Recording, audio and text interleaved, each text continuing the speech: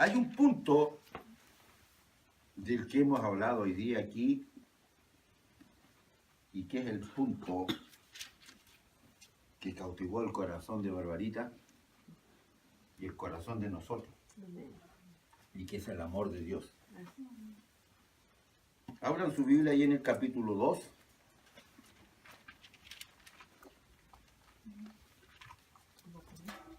Del Apocalipsis.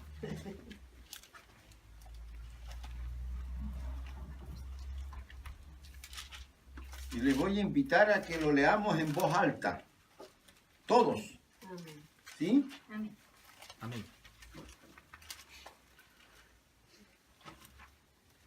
Entendiendo, cuando la Biblia habla al ángel, dice, escribe al ángel, ¿a quién se está refiriendo?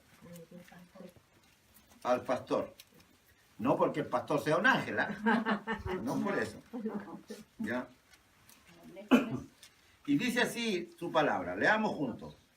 Escribe al ángel de la iglesia de Éfeso, el que tiene las 7 estrellas en su diestra, el que anda en medio de los 7 candeleros de oro, dice esto: yo conozco tus obras y tu arduo trabajo, paciencia, y que no puedes soportar a los malos, y has probado a los que se dicen ser apóstoles y no lo son, y lo has hallado mentiroso, y has sufrido, y has tenido paciencia, y has trabajado arduamente por amor de mi nombre, y no has desmayado.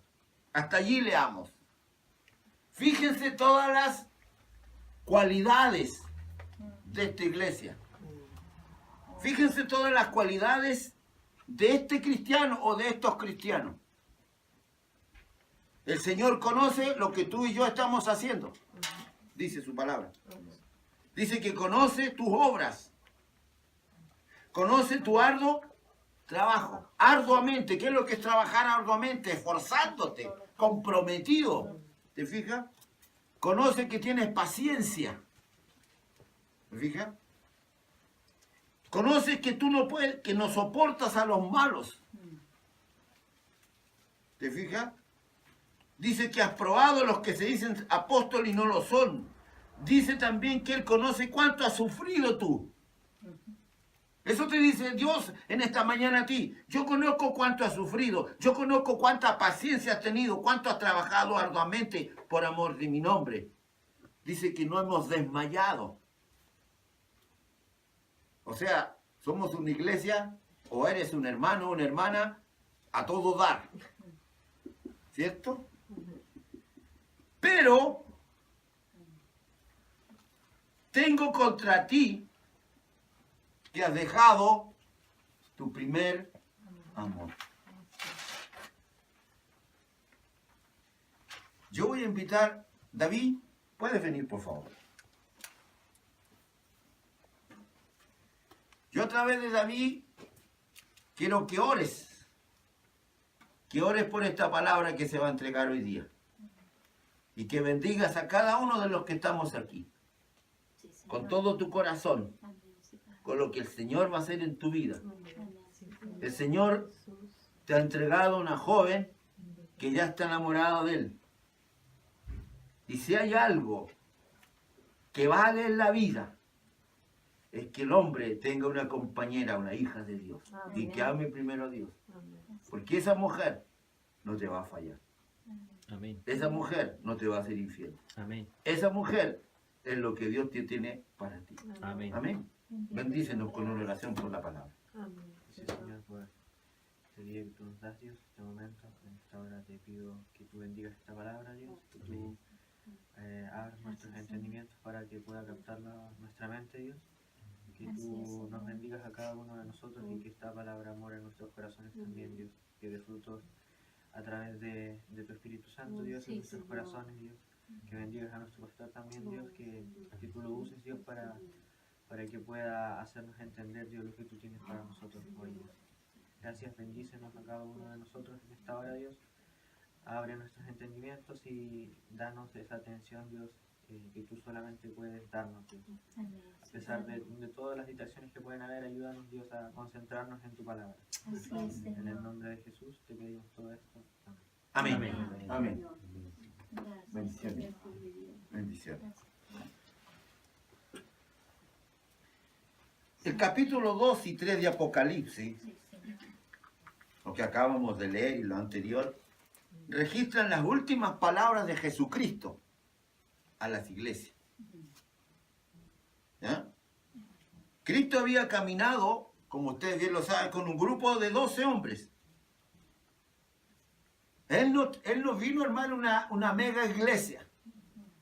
Él se vino a preocupar de 12 hombres y a predicarles de que el reino de Dios había bajado en la persona de él. Y el mensaje que Cristo comienza a proclamar por toda el área de Israel y las aldeas cercanas es que el reino de Dios se había acercado al mundo. ¿Se fijan? En el momento en que el reino baja del cielo a la tierra, ¿qué sucede? Y aquí quizás entendamos ahora el por qué tanta lucha de nosotros. Cuando comienza a bajar, cuando comienza a través de Jesucristo el reino a la tierra, comienzan a conmoverse los cimientos, escuche bien, de los poderes de las tinieblas. Comienzan los demonios a alborotarse. Comienzan las potestades y los principados a inquietarse y a estar con la garra dispuesta para que cualquiera que entre ahora al reino de la luz se va a transformar en un enemigo de él. Entonces son muchos nuestros enemigos. Por eso cantábamos esta alabanza. Muchos desean mal contra mí, decía la alabanza. David expresaba eso. Acuérdense que David tuvo que huir porque su propia familia, sus propios hijos, lo traicionaron y querían matarlo. Comienzan entonces a alborotarse todas estas potestades. ¿Por qué? Porque tanto los demonios, Satanás, los principados, empiezan a darse cuenta de que el futuro, su futuro juicio viene. Y Cristo escoge a 12 hombres para que le acompañen durante 3 años y medio y a entregarles las enseñanzas acerca del mundo que no se ve. Por eso la gente nos ignora y como decía Bárbara, la gente no empieza a decir cosas porque ellos ignoran lo que nosotros tenemos. El mundo invisible, el mundo espiritual en el cual nos envolvemos nosotros, el mundo no lo conoce. Cristo camina durante 3 años y medio en este mundo, manso y humilde de corazón. El Dios Todopoderoso, el Creador de todo el universo, viene a esta tierra con un corazón contrito y humillado. El Rey de Reyes, el Señor de Señores se deja amarrar, se deja encadenar. Como un cordero es llevado al matadero, dice la Biblia, ¿cierto? Y como escribió el profeta Isaías 750 años antes, en el capítulo 53, es muerto, colgado y exhibido públicamente en una cruz. Ante los ojos del mundo, donde toda la gente que lo veía, sobre todo los griegos, decían en su sabiduría, ¿cómo es posible que haya un Dios que permita que los seres humanos como tú y como yo le hayan crucificado? Porque las personas que crucificaron a Jesucristo fueron como tú y como yo. Exactamente lo mismo. Y los judíos, confundidos con su teología, comienzan a reflexionar y comienzan a pensar cómo es posible que Dios haya enviado a la tierra a su Hijo a morir por nosotros, a sufrir de la manera que Él sufrió. Está escrito allí en la Biblia, maldito es que es colgado en un madero. Dios mismo había diseñado y su propio Hijo es colgado en una cruz. Entonces eso no le entra en la cabeza a la gente. Es como cuando nos dice a nosotros la palabra, maldito es el hombre, y nosotros confiamos. Y por eso es que sufrimos tanto, hermanos.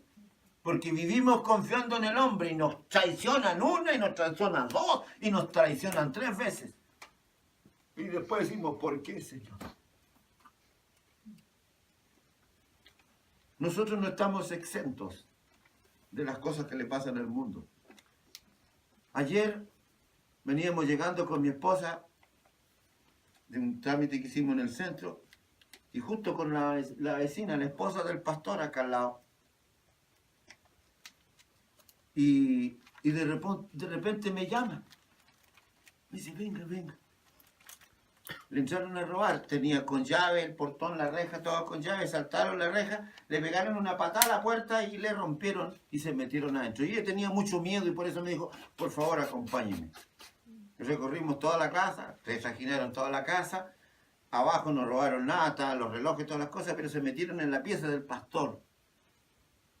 Trajinaron, rompieron otra puerta. Nosotros decimos, pero Señor, ¿y tú? ¿Por qué no vigilaste eso? Cuento corto, le llevaron 10 millones de pesos que había sacado el día anterior por una iglesia que están construyendo y le robaron esa plata. Sabían todo dónde estaba. El mal siempre va a querer destruirnos. Y aunque seamos hijos de Dios, nos va a perjudicar. 1 año o 2 años atrás me pasó exactamente lo mismo aquí, de la oficina. Se robaron una cantidad de plata que tenían. El mal está. No pensemos que porque somos hijos de Dios, estas cosas no nos van a suceder. No suceden.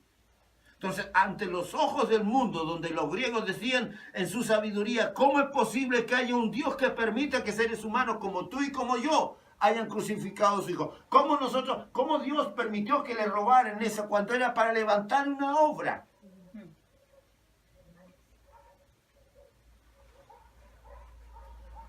La crucifixión, como esto mismo que acabo de mencionar, confunde nuestras mentes religiosas. ¿Escuchó lo que dije? Confunde nuestras mentes religiosas. Ahora, Cristo resucita. Cristo asciende al cielo, ¿verdad? Y se le aparece luego a más de 500 personas. Aproximadamente durante 40 días. Y después de estos 40 días, Cristo ya no regresa al mundo, sino que sube al cielo y los apóstoles entonces continúan la predicación del Evangelio por casi toda Asia Menor y por casi toda Europa. Sin embargo, uno de los apóstoles, llamado Juan, es capturado. Es hecho cautivo por el Imperio Romano. Es llevado cautivo y encadenado a una isla que se llamaba, o se llama todavía, Patmos, ¿ya? Donde tuvo también presos muchos otros cristianos, y que está en el mar Egeo, donde actualmente se encuentra Grecia. Y en esta isla, Juan, que ya tenía 90 años de edad, es encadenado, y nunca más le sacan las cadenas de los pies y de las manos. Nunca más. La persona que llegaba encadenado nunca más le sacaban. Imagínense ustedes la condición. Toda su ropa no se la puede cambiar. Sus necesidades tenía que hacerlas parado. Su orina, pasado a excremento. Esa era la vida que llevaban nuestros hermanos. Estos hombres que murieron por amor a Cristo. Imagínense la crueldad del gobierno romano. Nunca más la persona cristiana que llegaba preso allí a esa isla morían en esa condición. Era una tortura llegar allí y ser exiliado en esta isla. Capaz, o a lo mejor Juan pensó en un momento, ¿por qué yo, Señor? ¿Por qué me sucede a mí? ¿Qué sentido tiene de que yo sea un cristiano? Mira lo que estoy viviendo. ¿Cuántas veces te ha pasado a ti esta misma idea por la mente? Señor, si yo te sirvo a ti, ¿por qué me están sucediendo estas cosas? ¿Por qué me traicionan? ¿Por qué me vendieron? ¿Por qué te llevaste a mi mamá o a mi papá o a mi hijo? Son nuestras reacciones. Juan también tuvo que haberlas pensado. No tengo amigos, dijo Juan, no tengo parientes. No tengo un pastor que me venga a hablar aquí a la cárcel. Estoy aquí encadenado. Pero dice que en medio de esa situación, en medio de esas circunstancias, de repente, en medio de todos esos pensamientos que lo iban a llevar quizás a un estado de depresión o un estado de desánimo, oye una voz detrás de él. Y el que le dice, yo soy la resurrección, yo soy la vida. Y en ese momento Juan se voltea y ve a un ser resplandeciente. Por favor, yo les invito a que se imaginen esta situación. Ya no un Cristo sufriente como el que habían conocido, se había hablado. No un Cristo dolido, manso y humilde. Lo que ahora él ve un ser lleno de luz, con un cabello blanco, refulgente como la nube del cielo. Sus ojos, dice la Biblia, que eran como llamas de fuego. En la mano derecha tenía 7 estrellas, un vestido era blanco y le llegaba hasta el piso. Además, dice la Biblia, ceñido en su cintura con un cinturón de oro. Sus pies eran refulgentes como el bronce bruñido. Y en medio de todas estas cosas, Juan ve esta figura. ¿Y qué le pasa a Juan? Cae. No cae que no vino Jesús y lo empujó para que cayera como se usa hoy día. No lo empujó nadie. Juan cayó. Y no cayó hacia atrás, sino hacia adelante, se desmayó. ¿Ante qué se desmayó? Ante la figura, ante el poder, ante la energía que emanaba de este ser. Cuando se acerca y cuando está en el suelo se acerca a Cristo y le pone la mano. ¿Y qué le dice? No tengas miedo. Dios te dice esta mañana, no tengas miedo cuando estés en medio de una situación. No tengas miedo cuando de pronto pareciera que todo se va en contra tuya. No tengas miedo porque yo soy el que vivo y estuve muerto. Y he aquí vivo por los siglos de los siglos y tengo las llaves de la muerte y del infierno. Aleluya. Y le dice Juan, escribe las cosas que has visto y que son y las que van a ser después de esto. Allí le está diciendo Jesús a este hombre que escriba lo que acabamos de leer. Porque el misterio de las 7 estrellas que llevo en mi mano, ¿qué son? ¿Qué significan? Las 7 estrellas significan los 7 ángeles. Significan los 7 líderes de cada una de las iglesias a la cual se le iba a hablar. Entonces Juan comienza a escribir lo que se conoce hoy día como el libro del Apocalipsis. Durante el tiempo que Juan está recibiendo la revelación de Cristo, Juan es sacado de su cuerpo. Vayan poniendo atención porque es importantísimo que entendamos lo que el Señor nos quiere revelar en esta hora. Juan, espiritualmente hablando, es sacado de su cuerpo. Su cuerpo se queda, pero el espíritu de Juan se eleva. ¿Hasta dónde? Hasta el tercer cielo, dice la Biblia. Nosotros alcanzamos a ver un cielo. La ciencia alcanza a ver un cielo. La tecnología ve un cielo. Aquí está hablando de 3 cielos. Es transportado Juan en el espíritu hasta el tercer cielo y desde allá, desde el tercer cielo, Dios le comienza a mostrar lo que va a suceder en el planeta Tierra. En los próximos años, en las próximas semanas o en los próximos meses. Dios ya sabe todo lo que está por suceder. Le comentaba a mi esposa hoy día que este señor presidente coreano, ¿cómo se llama? El joven este que está de presidente en Corea del Sur, creo que. Un joven. Lo único que quiere hacer es explotar una bomba atómica. Lo único que anhela en su corazón es destruir a la otra Corea con una bomba. ¿Saben lo que eso significa? La tercera guerra está a punto de empezar, hermanos. van a hacer desaparecer, ese Corea va a hacer desaparecer a la otra Corea, porque el que llegó a gobernar es un loco. Es un hombre joven. Y Juan comienza a escribir en el libro de Apocalipsis toda la historia de la humanidad, desde el tiempo de Cristo hasta los días de hoy. Y por eso es que usted en la Biblia encuentra hablar de fenómenos, de terremotos, de tsunamis, de tornados, de guerras, lluvia de meteoros, calentamiento global y todas estas cosas terribles que este planeta están sucediendo, que tú y yo somos testigos de lo que está pasando. Amados, esto fue escrito más de 2000 años atrás. Pero antes de nada, Dios le dice a Juan, quiero que le mandes una carta a cada una de las iglesias.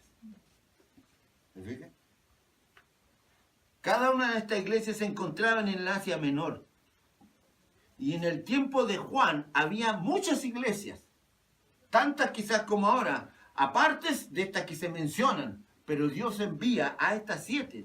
Recuerde usted que Juan tenía 90 años. Sin embargo, Cristo escoge a 7 iglesias. Éfeso, Pérgamo, Esmirna, Laodicea, Tiatira, Sardis y Filadelfia. ¿Por qué eligió estas 7 iglesias? ¿Ah? Estas 7 iglesias representan, queridos hermanos, a todas las iglesias del planeta. Porque cada una de las iglesias que en este momento reunimos estas condiciones a las cuales está hablando. Estas iglesias eran diferentes en cuanto a sus pecados, en cuanto a la exhortación que Cristo les dirige. Sin embargo, estas 7 iglesias representan también a 7 personas diferentes. En otras palabras, el mensaje que vamos a estudiar hoy, tú y yo lo podemos aplicar a nuestra vida. Y sería conveniente que así sea, que no lo escuchemos por escuchar una prédica más, sino que meditemos en esto, porque aquí está revelada tu vida y mi vida. Por lo tanto, es algo que el Espíritu Santo en esta mañana quiere que entendamos. Tal vez el mensaje que representa Efesios no se aplique a ti, a tu vida, pero a lo mejor la de Esmirna sí. ¿Me entiendes? O a lo mejor a otro hermano, pero a Dios nos va a hablar en esta mañana a cada uno de nosotros. Pero antes de entrar en este mensaje quiero compartirles algo muy importante.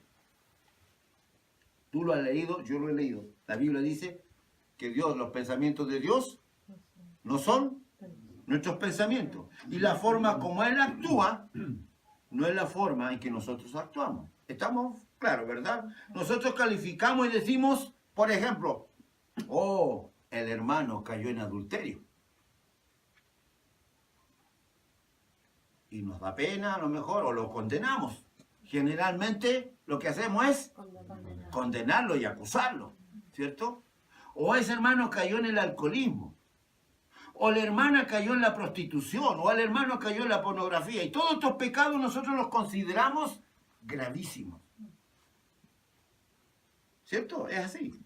Sin embargo, la iglesia de Éfeso se le dirige y se menciona un pecado que considera Cristo, que si esta iglesia o si esta persona no se arrepiente de haber caído, de haber perdido su primer amor, dice, no podrá participar del árbol de la vida.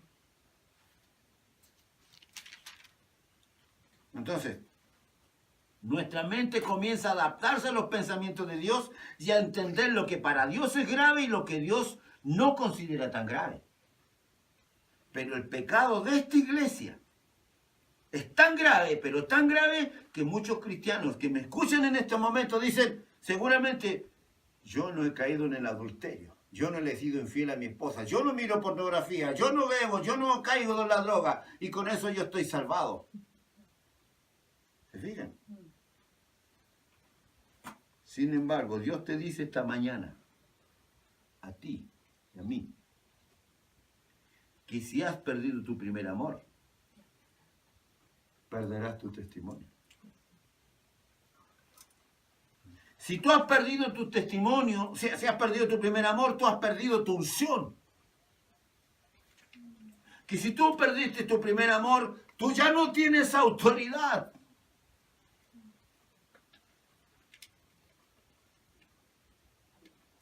Entonces, amados, es tan cierto cuando Dios dice mis pensamientos no son tus pensamientos. Estamos tan lejos de la realidad. Nosotros somos tan fácil para condenar cuando uno cae. Y nos fijamos en estos tremendos, según nosotros, tremendos pecados que son.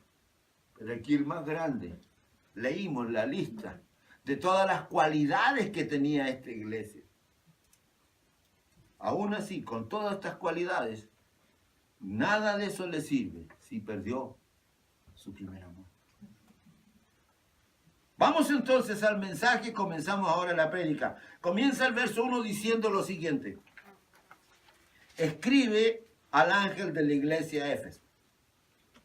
Ya dijimos que estos ángeles representados por las estrellas representan a los líderes de las iglesias, ¿cierto? Un líder de la iglesia, por eso es tan importante, y en otras oportunidades le he dicho, es importante que ustedes oren por su pastor. Que ustedes oren por su líder. Porque si hay alguien que va a tener ataque, somos nosotros. Entonces, un líder de la iglesia le transmite a su congregación muchas veces su espíritu. Nunca olvidemos esto. Si yo llego desanimado y bajoneado, yo le voy a transmitir eso a usted. Aunque no lo quiera. Si el pastor de una iglesia está amargado, le va a transmitir la amargura a sus ovejas. Si un pastor está desilusionado y no ha luchado con su desánimo, va a transmitir ese desánimo a las ovejas. Cuando un pastor está en una relación equivocada con su esposa, este pastor transmite a sus ovejas su estado espiritual. Y no es exactamente igual. Y esto es exactamente igual en una familia. Cuando en el matrimonio hay problemas, esto lo absorben los hijos. Se los transmitimos a nuestros hijos. Si tu papá y tu mamá están mal, los hijos están mal. ¿Me entiendes? Ellos se dan cuenta que su padre está mal. Si la mamá no ama al esposo, o el esposo no ama a la mamá, los hijos se dan cuenta. Ellos lo perciben, ellos se dan cuenta que hay algo que está faltando. ¿Y qué pasa? Crece en ese corazón una inseguridad. Pregúntenle a los jóvenes hoy día, ¿por qué no te casas? ¿Por qué no te quieres casar? Pregúntenle. ¿Cuál va a ser la respuesta? No quiero vivir lo que mis papás vivieron.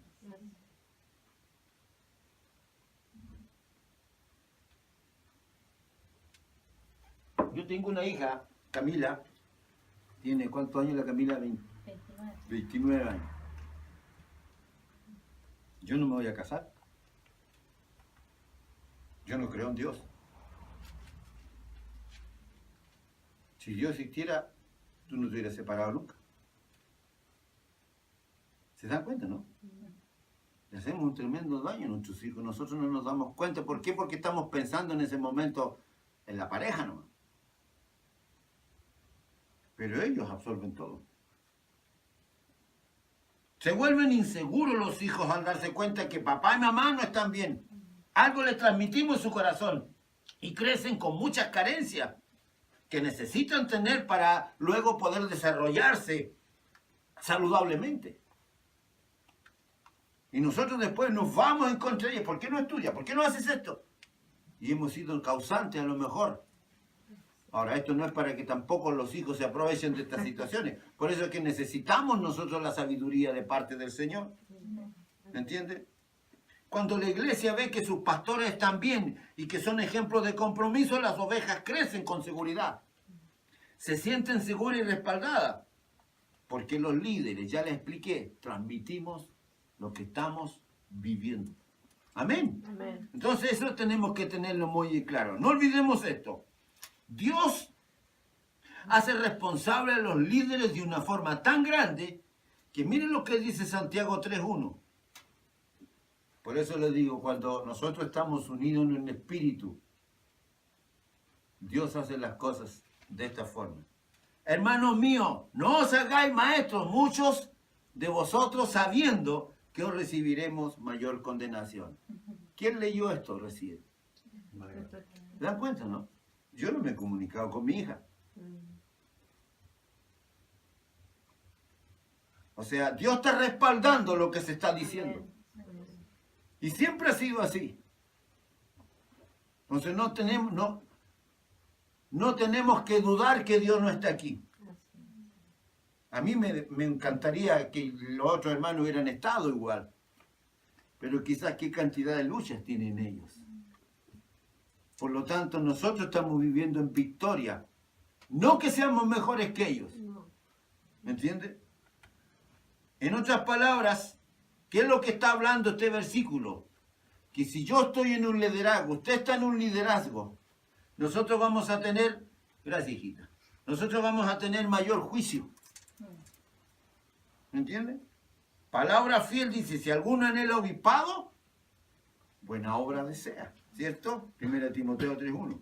Si alguien quiere ser líder, está bien, pero es bueno recordar esto. Dios te va a pedir 50 veces más a ti que estás liderando que al hermano que está sentadito. ¿Está claro? ¿Ya? Porque el que mucho se le da, mucho se le pide. ¿Ya? Es una cosa tremenda el poder aceptar la responsabilidad, querido, de ser padre de familia, como el ser líder de una iglesia. Por eso que tenemos que aconsejar a nuestros hijos, a nuestros jóvenes, cuando se casen, espérense un poquito antes. Yo sé que todos anhelan tener hijos.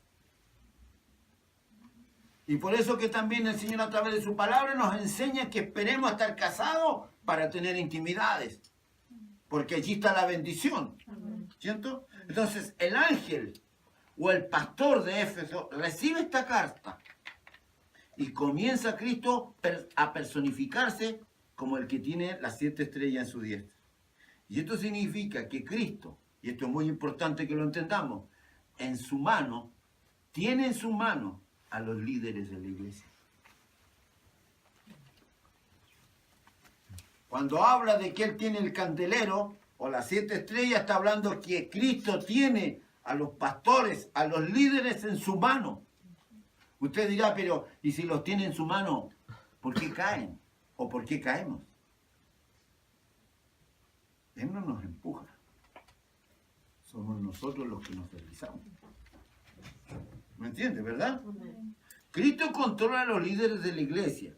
Y si un líder está mal, no tenemos tú y yo por qué estar persiguiéndolo. No tenemos tú y yo por qué estarlo atacando. No tenemos tú y yo por qué estarlo acusando. Porque es Cristo quien se tiene que encargar de hacer el trabajo. Y Cristo no va a empezar a hacer lo que tiene que hacer hasta que nosotros dejemos de darle. Muchos líderes, muchos padres de familia han caído, han tenido problemas. Pero en la iglesia existe una sigla, las 3 R. ¿Sabía ustedes? ¿Conocían las 3? ¿No la conocían? O sea, son 3 palabras que son redención, reconciliación y restitución. Esa es la labor de la iglesia. Cuando alguien ha caído, cuando alguien se ha deslizado, la iglesia tiene el trabajo de encaminarlo a la redención, a la reconciliación y a la restitución. No a enjuiciarlo, no a acusarlo, no darle allí cuando está abajo. Somos una familia, ¿verdad? Amén. Somos una iglesia donde el negocio de Dios es rescatar a los caídos, es levantar al enfermo, es redimir a aquellas personas que ya no valían nada y darles otra vez vida a aquellos que pensábamos que no se iban a levantar. Ahora, si nosotros a los líderes caídos, a las personas que han sufrido en su vida un problema, en sus matrimonios, en la iglesia, los marcamos y los desechamos y creemos que son un mal ejemplo para otros, por lo tanto ya no sirven para la obra, entonces nos no tenemos ningún derecho de predicar la reconciliación. ¿Con qué derecho entonces predicamos del amor? ¿Con qué derecho hablamos del perdón de pecados? Si nosotros no somos capaces de perdonar. ¿Me entiendes? Si nosotros mismos hemos perdonado, si nosotros mismos no hemos perdonado ni estamos perdonando a aquellos que sufrieron una caída del caballo, ¿con qué derecho me pongo a hablar del amor? ¿Con qué derecho me pongo a hablar del perdón? O exijo, porque hay algunos más patudos, ¿cierto?, que exigen que tienen que perdonarlos.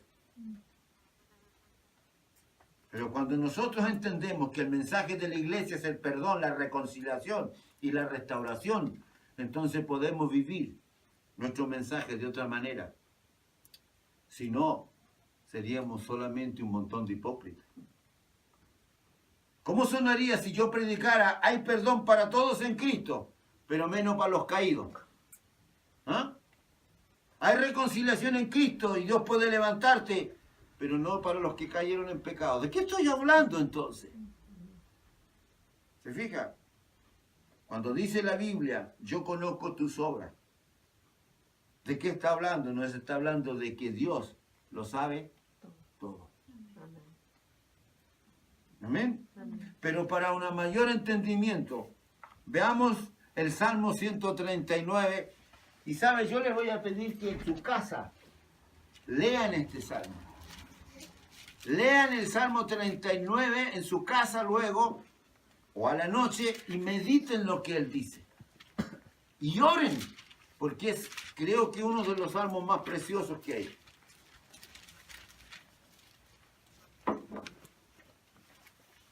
Aquí David le dice a Dios en el verso 1, oh Jehová, tú me has examinado y conocido. ¿Te das cuenta? Yo no tengo ninguna duda, queridos, que Dios te conoce. Por eso les decía en la mañana que Dios sabe lo que estamos pensando. Por eso le pedí a David que viniera aquí y orara, porque lo que él dijo, Dios escuchó lo que él dijo. Lo que Bárbara dijo aquí adelante, Dios escuchó lo que ella dijo, lo que ella expresó.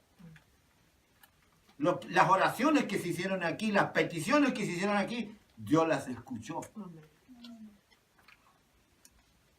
Ponga mucha atención. Dios no solo conoce lo que estamos haciendo, sino que nos está examinando. Dice, Jehová, tú me has examinado. ¿Qué es lo que es examinar, querido?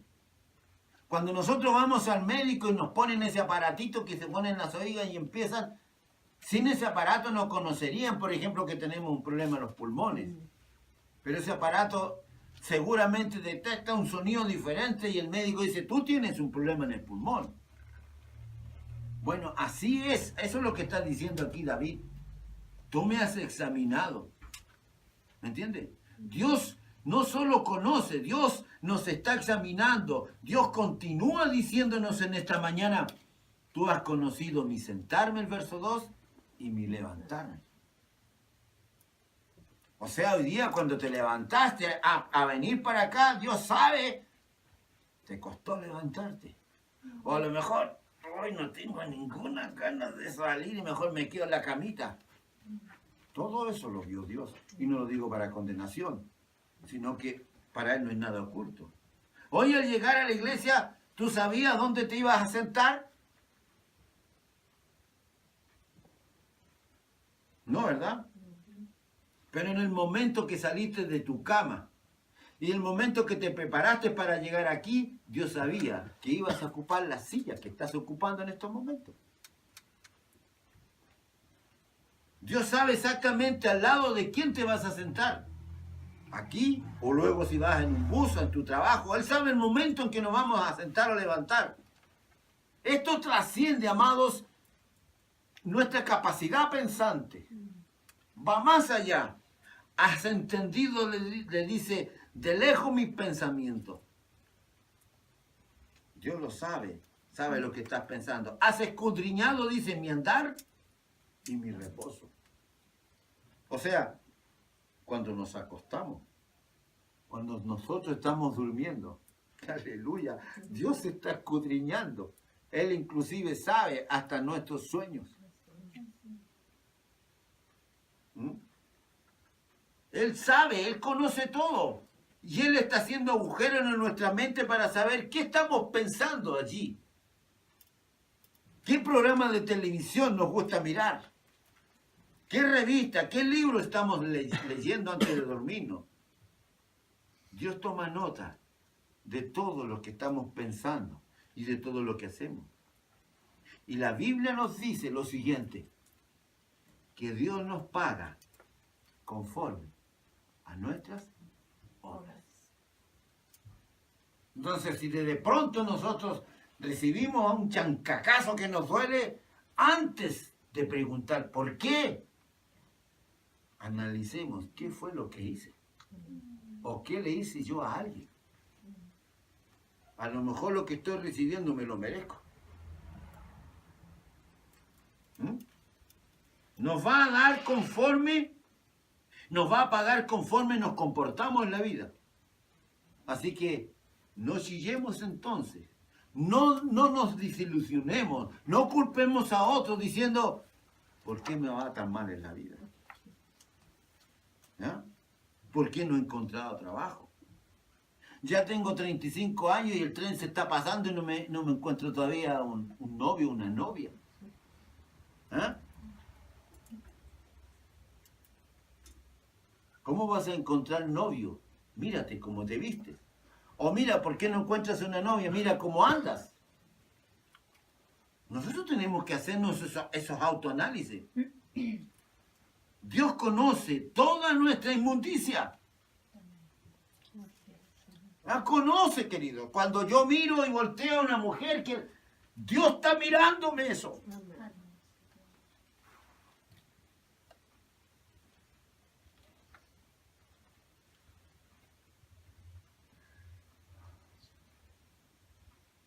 Cuando Él examina tus pensamientos, cuando Él examina mis pensamientos y no me da lo que yo le estoy pidiendo, es porque sabe para qué lo quiero yo.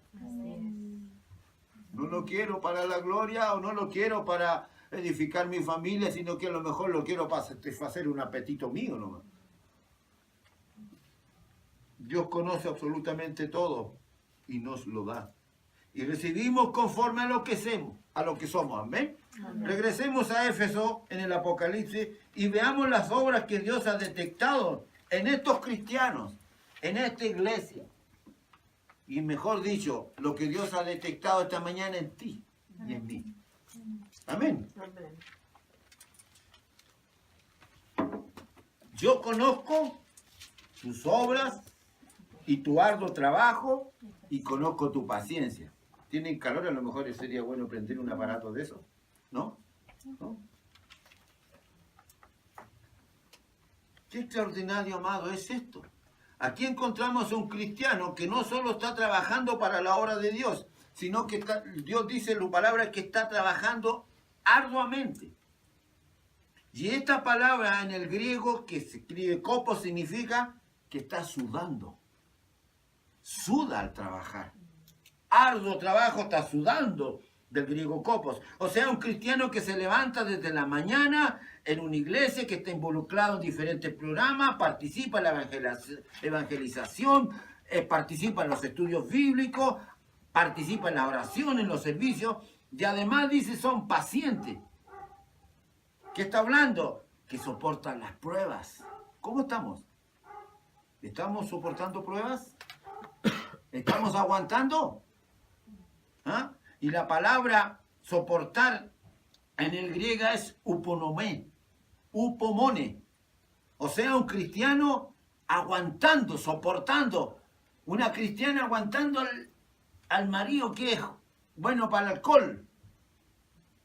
¿Cuántas hermanas nosotros sabemos que dan testimonio de que sus maridos no van a la iglesia, pero sí se embriagan muy fácilmente?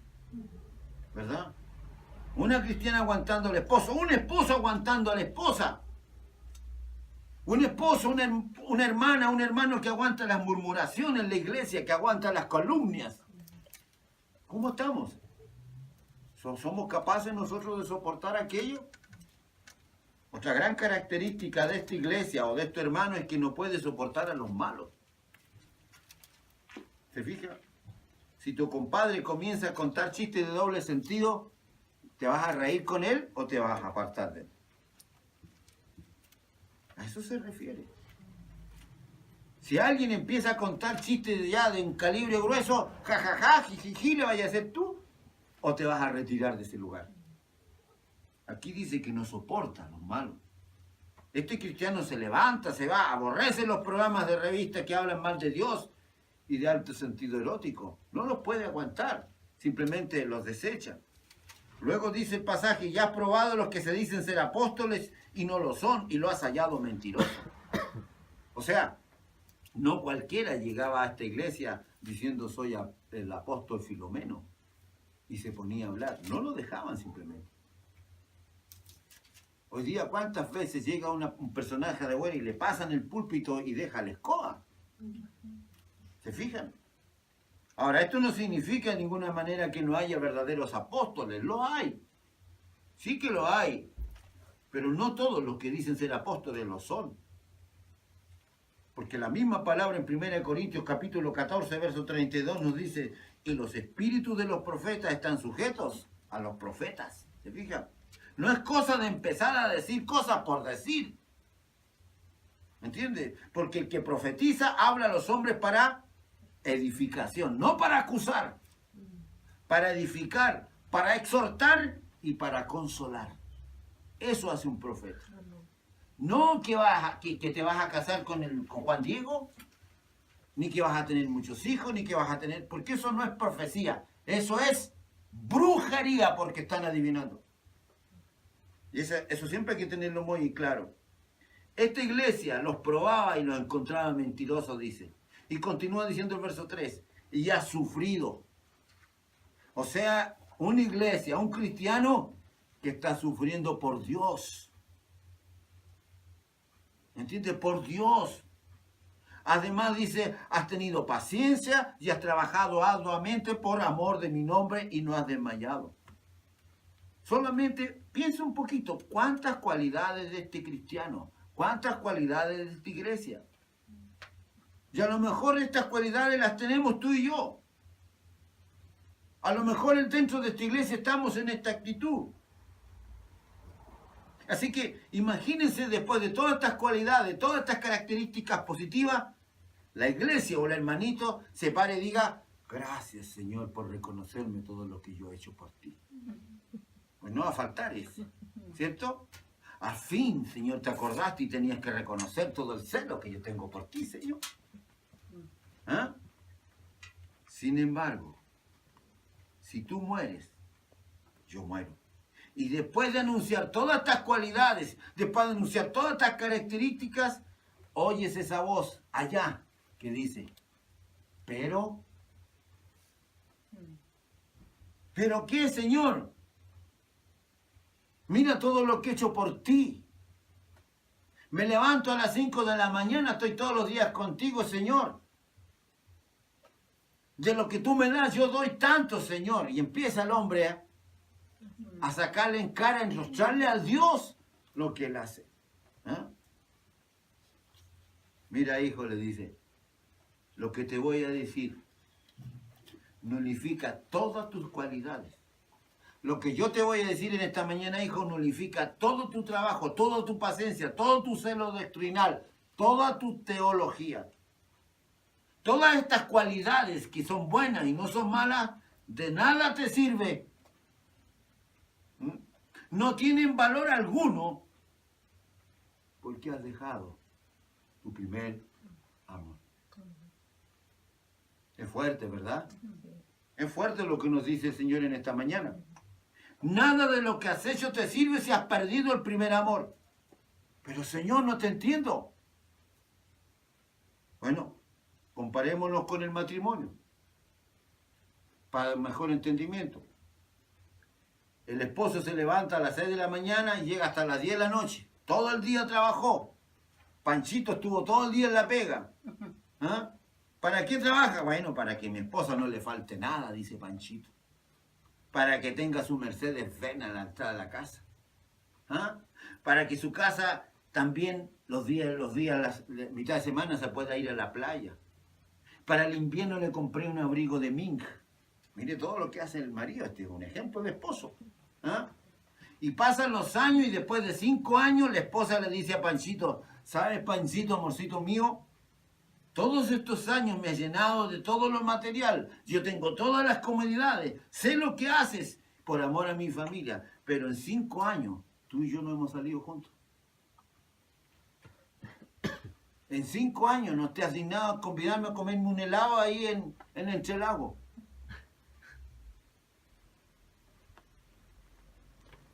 No hemos tenido una conversación entre tú y yo. No tienes idea de cómo van los estudios de nuestros hijos. Vivimos bajo el mismo techo, pero no hay comunicación. Llevamos 4 meses que naca la virinaca. ¿Qué pasa, Panchito? ¿Qué es lo que sucedió? Yo te agradezco que me des todo esto material, pero esto es solo material. Yo necesito algo dentro de mí. ¿Se da cuenta de lo que Dios nos está diciendo esta mañana? Tú estás haciendo a lo mejor muchas cosas por Dios, pero no tienes una intimidad con Él. Lo que Dios nos está pidiendo esta mañana o esta tarde ya es que pasemos tiempo a solas con Él. Porque es lo único que nos va a capacitar. Es lo único que nos va a dar la calidad de amor que el Señor quiere de ti y de mí. ¿Me entienden? Quizás 5 minutos de oración por la mañana es lo que estamos haciendo. Padre nuestro que estás en los cielos, santificado sea tu nombre. Amén. Y te persinas y te largas a la pega.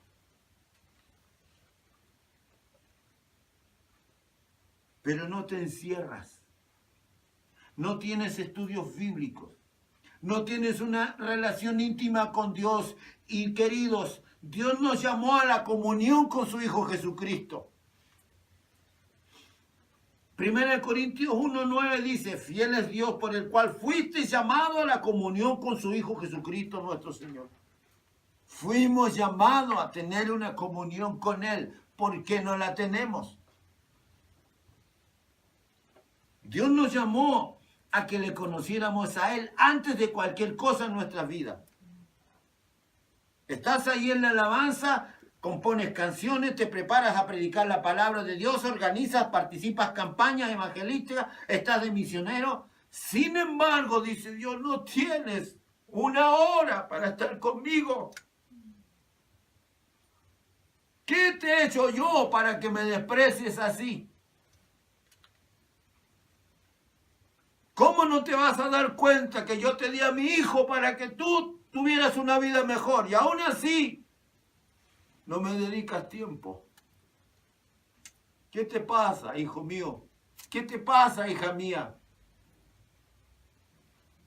Y sin que nos demos cuenta, amado, hemos caído en un automatismo. Parecemos robots. ¿Ah? Parecemos religiosos, que todo lo hacemos nada más porque lo tenemos que hacer. ¿Me entienden? Ya no tomamos en cuenta la Biblia. ¿Ah? Cuando nos dice la Biblia allá en Juan 17:3, y esta es la vida eterna, que te conozcan a ti, el único Dios verdadero, y a Jesucristo, a quien has enviado. ¿Cuánto conoces de mí? Te dice el Señor esta mañana. ¿Cuánto me conoces, hijo? ¿Cuánto me conoces, hija? ¿Cuándo fuiste la última vez que abriste la Biblia y me conociste un poco?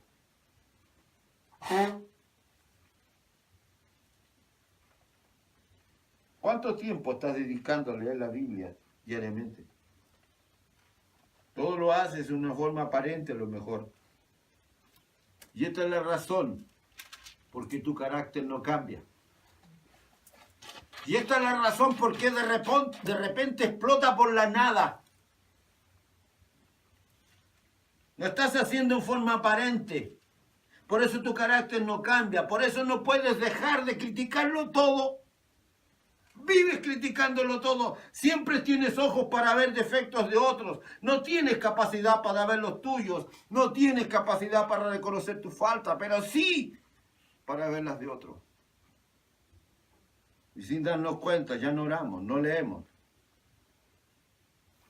Nos pesa asistir a las reuniones. ¿Ah? Son las consecuencias del desmoronamiento de la persona de Jesucristo. En la primera carta a los Corintios capítulo 13, el apóstol Pablo habló antes que el apóstol Juan acerca del mismo problema. Y es algo que los cristianos no han podido entender y asimilar. Vives pensando adelante y te tocan, pasas y caes al suelo.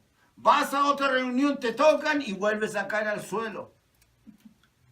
Y vienes y cuentas sueños y vives teniendo sueños y hablas en lenguas, danzas, puras emociones.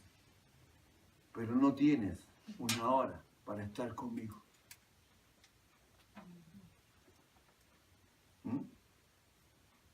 Si yo hablase en lenguas humanas y angélicas y no tengo amor, vengo a ser como metal que resuena o címbalo que retiñe. ¿Mm? ¿Por qué? Porque muchos son los cristianos que buscan solo emociones. Muchos son los cristianos que solo emociones y estas duran el momento que estás en la iglesia. Luego te vas y al otro día sigues siendo el mismo. No ha habido un cambio en tu vida. ¿De qué te sirvió que cayera de espalda, que te empujaran y que tuvieras 2 horas en el suelo tiritando si no hubo cambios en tu vida? Vas a ser engañado en algún congreso o reunión, porque allí habrá muchas cosas verdaderas, pero también el diablo se va a introducir y va a meter cosas falsas y las vas a agarrar todas por verdaderas. ¿Por qué? Porque andas buscando una palabra profética, andas buscando que alguien te unja, andas buscando que alguien te dé, buscando quien dirija tu vida. Siempre estás buscando a alguien que te sane, que ore por ti, siempre estás buscando que alguien haga lo que ellos deben hacer con Dios. Porque nunca han madurado, nunca han crecido en la gracia y el conocimiento de Jesucristo. Por eso dice, si yo hablase en lenguas humanas y angélicas y no tengo amor, vengo a ser como metal que resuena o címbalo que retiñe. ¿Qué vemos entonces en todas estas reacciones? Vemos que no se pueden divorciar los dones espirituales del amor de Jesús. Están ligados, deben estar ligados. En Corintios capítulo 14 se reglamenta la lengua y dice, si ustedes los domingos hablan en lengua, van a hacer caer a los nuevos que vienen llegando. No se pueden hablar lenguas todos en un mismo sentir. No sacamos nada con saber. Saca la bazuca o mete la sal si no va a haber alguien que aclare lo que se está diciendo. Entonces dice Pablo, por el amor a Dios y a través de no hacer tropezar a tus hermanos. Ahora, por favor, piense un poquito. Imagínese un hermano que tenga profecía y entendiese todos los misterios, toda la ciencia, y si tuviese toda la fe de tal manera que trasladase los montes y no tengo amor, ¿qué dice? Nada soy. Entendamos, querido, esta mañana. Y si repartiese todos mis bienes para de comer a los pobres y entregare mi cuerpo para que sea quemado y no tengo amor, de nada sirve. Es importante el amor. Es importante lo que mi esposa pedía en una oración, que nos amemos.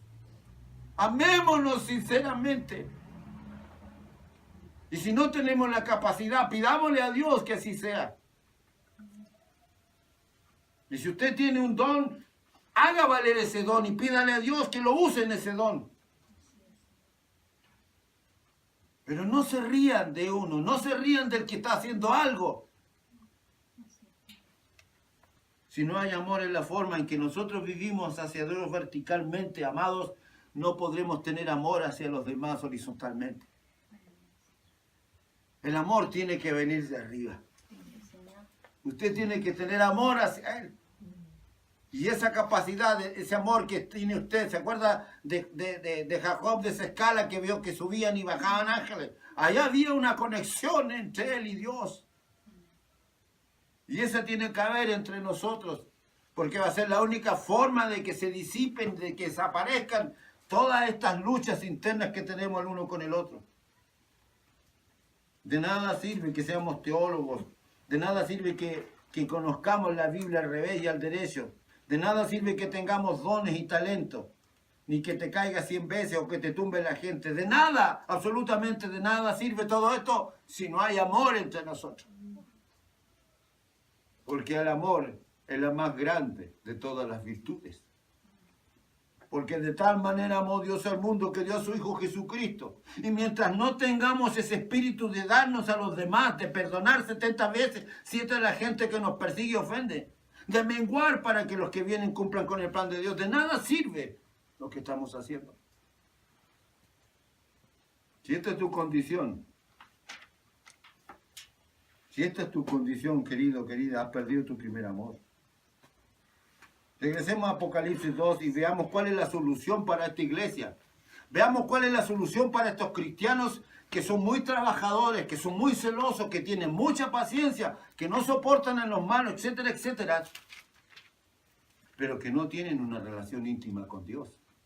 Es necesaria esa relación íntima con Dios. Tenemos que tenerla. Verso 5 dice, recuerda por tanto de dónde has caído.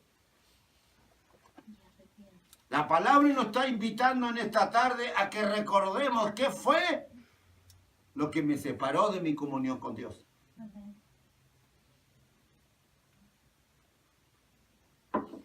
¿Qué fue lo que te separó de estar bien con Dios? Peleaste con el novio, peleaste con la novia, peleaste con el esposo, te echaron del trabajo. Amados, si nosotros no recordamos cómo comenzó la cosa, si nosotros no recordamos cómo comenzó el alejarnos de Dios, el peligro es que podemos volver a repetir ese mismo error otra vez. Por eso es tan importante lo que la Biblia nos dice en esta tarde. ¿Cuándo fue que caíste en el adulterio?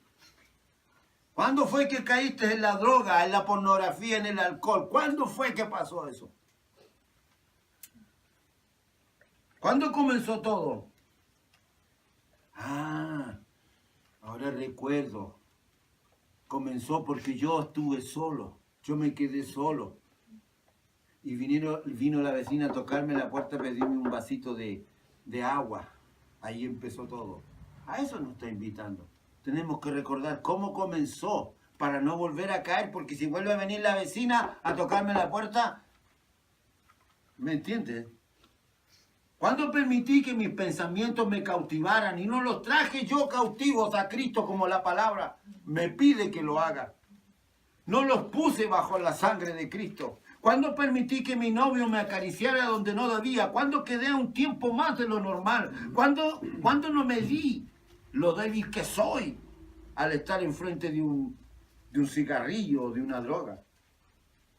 ¿Cuándo destruiste tu matrimonio, tu familia, tu trabajo, tu ministerio? ¿Cuándo permitimos tú y yo que esas pequeñas zorras entren en nuestra vida y enciendan todo nuestro ministerio, toda nuestra familia? Porque nosotros no debemos olvidar que somos nosotros los que permitimos que pasen estas cosas. Por eso la Biblia nos recuerda en esta hora, recuerda de dónde has caído. Porque si no recordamos cómo comenzó, repito, volveremos a caer en el mismo pecado. En segundo lugar, ¿de dónde has caído? ¿Cómo se llama el perder el primer amor? ¿Cómo se llama el perder el primer amor? Se llama una caída. Y una caída trágica. Yo lo he dicho en otras veces y lo digo con mucha razón de ser. Si yo me apartase un día de los caminos de Dios, yo le digo al Señor, mejor llévame de esta vida. Yo no quisiera seguir viviendo en esta vida si yo me apartara de los caminos de mi Señor. No podría. No podría, querido. Y eso nos está hablando hoy día. El perder el primer amor. Es algo tan maravilloso amar a Dios. Es tan lindo, amados, amarlo a Él. Es tan lindo cuando abres la Biblia y te das cuenta que te está hablando el que creó los cielos y la tierra, te está hablando. Aunque sea para reprenderte. Me encanta sobre todo cuando me dice, cometiste un error. ¿Por qué? Porque eso me está demostrando cuánto me ama. ¿Me entienden? ¿Cuántos de ustedes han caído en el peor de los pecados? ¿Cuántos de nosotros hemos caído en el peor de los pecados, pero sí vivimos juzgando y acusando a los demás porque han caído en cosas externas? Pero sin embargo nadie sabe por qué yo y tú no lo sabemos y tu esposa no lo saben, que hemos caído de este tremendo pecado que es perder el primer amor. ¿Quieres saber cuándo perdiste tú esto? Cuando dejaste de leer su palabra, cuando dejaste de irte a las rodillas, cuando ya no te diste tiempo para estar a solas con Él. Solo Dios sabe cuánto no le amas. Porque decimos, yo amo a Dios, todos nos llenamos la boca con eso, yo amo a Dios. ¿Cuándo lo abandonaste? ¿Cuándo has dejado de tener comunión con Él? Nuestras esposas saben cuando nosotros dejamos de tener comunión con Dios. ¿Por qué? Porque ellas saben cuánto leemos, cuánto oramos. Ellos saben. Ellos nos conocen. Y lo mismo el marido. Nosotros sabemos cuánto ama nuestra esposa a Dios. Recuerda, por tanto, de dónde has caído. Arrepiéntete. ¿A quién le está hablando Dios? A los cristianos. A nosotros. Y las últimas palabras de Cristo en el Apocalipsis son de arrepentimiento. ¿Me entiendes? Pero ¿qué significa la palabra arrepentimiento? ¿Sabe usted lo que significa la palabra arrepentimiento? Es cambiar de manera de pensar. Dios le está diciendo a las personas que han creído en su mente, en sus pensamientos, que las actividades, ponga mucha atención, que las actividades son la prioridad de la vida cristiana en lugar de la comunión. Y Dios les dice a estas personas, cambie esa manera de pensar, porque no es así. ¿Me entendieron? Saca de tu mente el creer que si eres muy activo, que si eres muy arduo en tu trabajo, me vas a agradar. Lo más importante, queridos, y es que nos metamos este programa, este software en nuestra mente y corazón, que lo más importante para Dios, lo más importante para mí, nos dice Dios, es que me conozcan.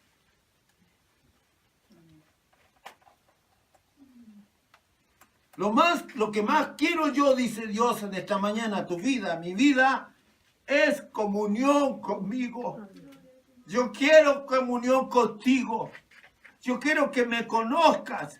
Yo quiero que tú me sirvas como yo quiero, no como tú quieres. Oh Jehová, dijo David, de mañana oirás mi voz. De mañana me presentaré delante de ti y esperaré.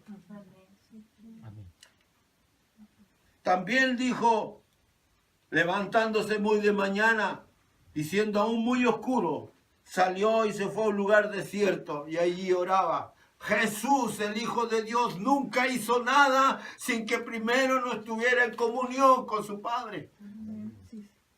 Antes de enfrentar el día, antes de desayunar, antes de salir a predicar, antes de hacer los milagros, antes que nada, Cristo en su calendario, en su agenda, Cristo pasaba un tiempo a solas con su Padre, porque tú no lo haces.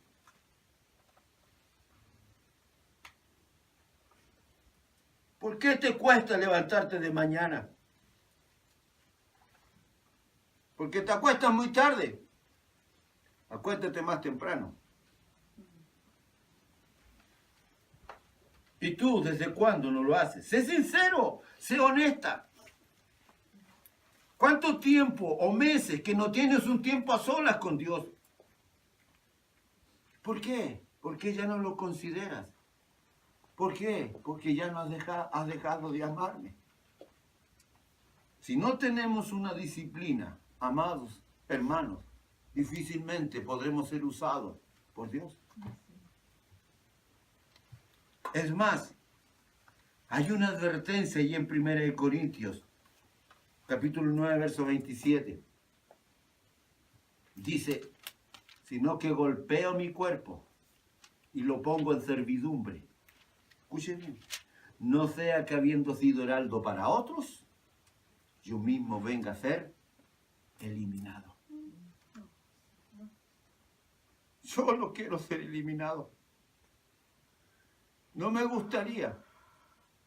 O sea, habiendo sido profeta, habiendo sido apóstol, habiendo sido conocido en la televisión, habiendo grabado más de 100 CD, habiendo hecho milagros, si mi cuerpo no está en disciplina y no obedece lo que yo le digo, puedo ser eliminado.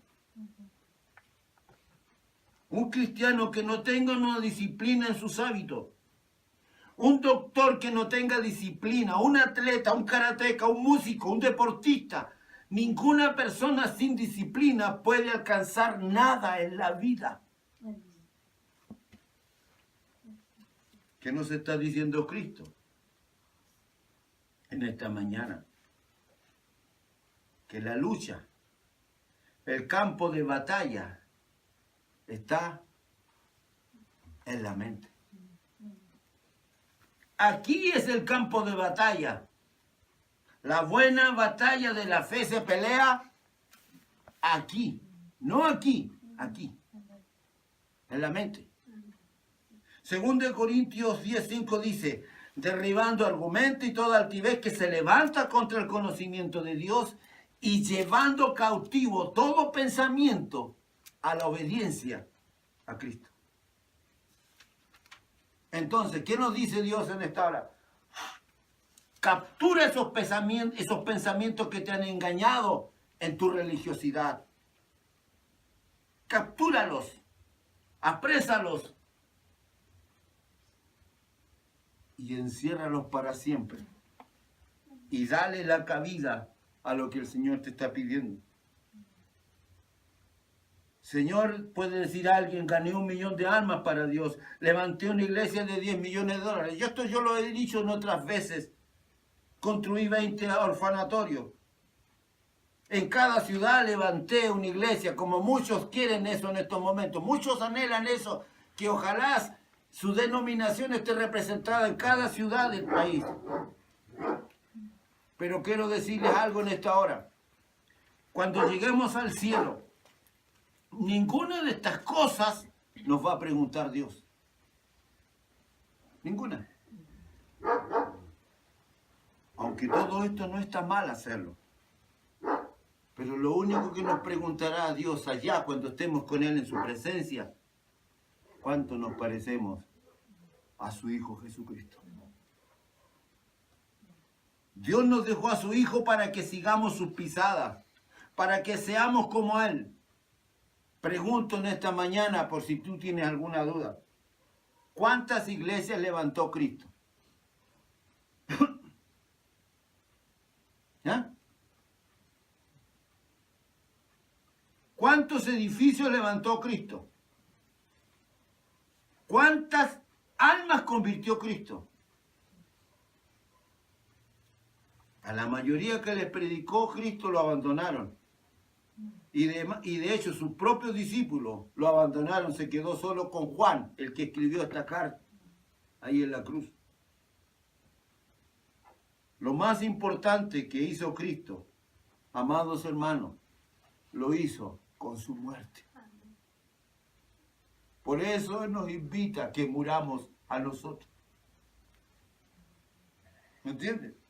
Por eso dijo que mayores cosas íbamos a hacer nosotros, no en cuanto a cantidad, sino en calidad. ¿Por qué? Porque ahora tenemos la evangelización del mundo entero. ¿Sí?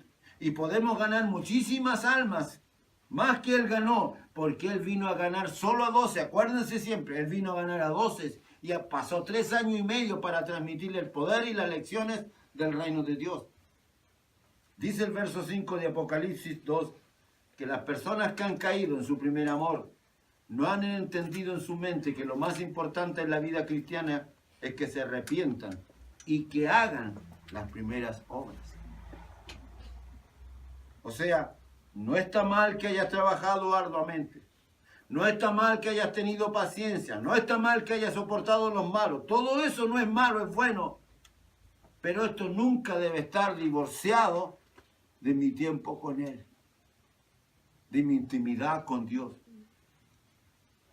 Que esas obras tan buenas, que no son malas, sean el resultado, queridos hermanos, del fruto de la comunión que tú tienes con Él, con Dios, y no sea el resultado de estar trabajando en tu carne o para que te vean o para lucirte tú. ¿Me entienden? Dice 1 Corintios 3 que podemos edificar con madera, con heno, con hojarasca. Pero también dice que podemos edificar con oro, con plata y piedras preciosas. Y en cuanto venga Cristo, dice que va a pasar por el fuego todo esto y lo va a quemar. ¿Entiendes? Todo lo que hicimos y todo aquello que no permanezca no va a ser tomado en cuenta. ¿Se fijan? Todo lo que será quemado y lo que va a desaparecer va a ser lo que hicimos en la carne. Eso va a arder, eso va a desaparecer. Lo que hicimos en el Espíritu, lo que hicimos en comunión con Él, lo que hicimos en una entrega total, eso va a perdurar. Eso es oro, eso es piedras preciosas. Amén. Amén.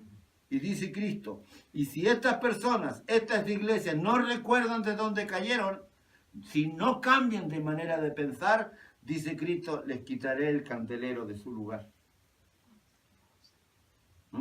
¿Sabes qué significa esto? Jesús dijo en Mateo 5, ustedes son la luz del mundo, ¿verdad? Amén. ¿Somos la luz del mundo? Una lámpara no se esconde debajo de una mesa, sino que se pone en lugar más alto. Y contra más alto, mayor será. Miren lo que ilumina esta ampolleta allá arriba. ¿Se fijan? Lo mismo somos nosotros. No tenemos una luz intrínseca. La luz que yo puedo manifestar tiene que ser la luz que refleje mi comunión con papá. Esa va a iluminar a los otros. Esa va a iluminar. Por ejemplo, la luna representa a la iglesia. Si hay algo que me da mucha satisfacción cuando me levanto en las mañanas y está lleno de estrellas, es la luna. Que la veo diferente, me levanto siempre a la misma hora, pero la luna nunca está en el mismo lugar. Y eso también me habla de otra grandeza tremenda, cómo Dios permite que la tierra no solamente rote, sino vaya girando. La luna representa a la iglesia. El sol representa a Cristo. Espero que me vayan entendiendo esto. La luna no tiene luz propia. La luna refleja la luz del sol hacia la tierra. ¿Cómo la refleja? Dios creó alrededor de la luna una atmósfera que es como un gas. Cuando los rayos del sol dan contra ese gas, se ilumina la tierra. ¡Aleluya! Nosotros somos la iglesia. Tú y yo somos la iglesia. Nosotros reflejamos la luz del sol que es Cristo al mundo. Ahora, ¿por qué nosotros no somos la luz? Si Jesús es la luz. ¿Por qué no reflejamos a Cristo? Porque hemos perdido la comunión con Él. Espero que esto nos haga meditar, ya termino. ¿Ah? Ustedes son la luz del mundo, dice la Biblia, porque Cristo ha entrado en nosotros y así alumbre vuestra luz. Cuando una persona pierde su comunión con tu Dios, pierde su luz, pierde su testimonio, pierde su misión y su autoridad en Cristo. Por eso no tienes ganas de estar en la iglesia, por eso te cuesta leer su palabra, por eso no tienes ánimo de orar. Tienes muchos amigos y a nadie le hablas de Cristo. ¿Por qué? Porque perdiste tu comunión con Él. ¿Me entiendes? Entonces, si Dios no está diciendo, si tú no regresas a mí y mantienes tu comunión conmigo, vas a ser como muchos. Y muchos son los que hoy día critican el trabajo de los cristianos. Vives amargado, nada te agrada, todo es fome. ¿Por qué? Porque no tienes la fuerza interior avivada por el Espíritu Santo. Pero si estás esperando que alguien te toque, si estás esperando que alguien venga y te haga y te empuje y caigas, si estás esperando una profecía que caiga del fuego del cielo para levantarte, ¿por qué esperamos esas cosas? Cuando el fuego, cuando el poder de Cristo vienen solamente cuando tú y Él tengan comunión. Amén. Nada más. Sí, Señor. Nada más. Y finalmente nos dice la Biblia en el verso 7. El que tiene oído, oiga lo que el Espíritu dice a las iglesias. Al que venciere, le daré de comer del árbol de la vida, el cual está en medio del paraíso. Termino haciendo una pregunta. ¿Quiénes son los que van a vencer de los que han escuchado en esta mañana este mensaje?